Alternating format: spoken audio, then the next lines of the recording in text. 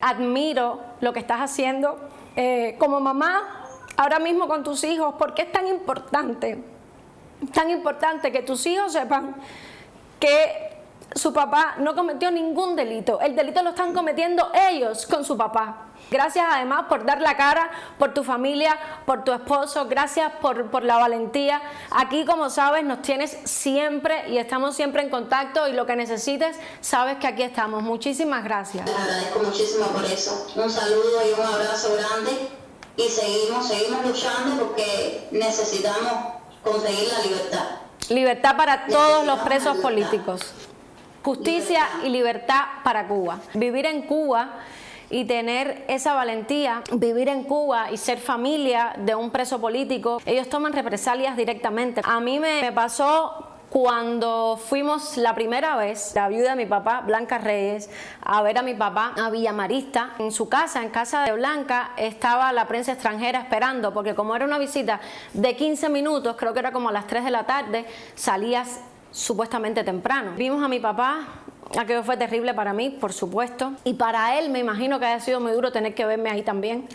Y cuando estábamos saliendo, Blanquita tenía citada en la casa prensa extranjera para decirle cómo lo había visto, las condiciones en que estaba, y viene una persona que era, no sé si era coronel, general, pero era Pichardo, no se me va a olvidar nunca, y nos dice que necesitábamos una firma para poder salir de Villa Marista. Me acuerdo que él entró por una puerta abajo, así nos dijo: espérense un momentico aquí, nos sentamos en unos bancos, que había como una sala de espera ahí, nos sentamos en unos bancos y dijo: espérense un momento, voy a buscar un bolígrafo para firmarle la salida.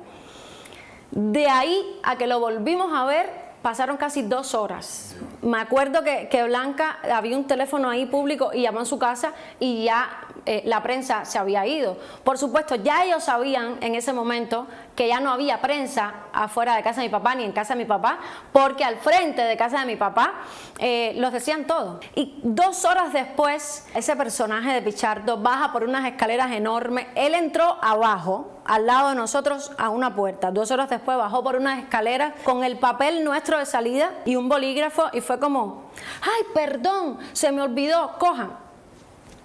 Como si no fuera normal.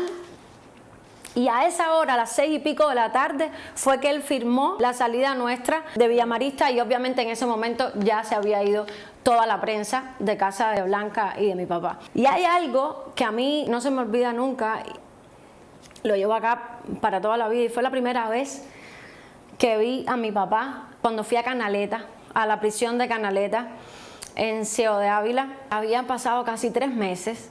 Mi papá siempre fue gordo, siempre tuvo el pelo largo. De hecho, le decían el gordo Raúl, toda la vida fue gordo. Y cuando yo llegué, me encuentro a mi papá esposado detrás de unas rejas con unos balostres así enormes, negros, no se me va a olvidar nunca.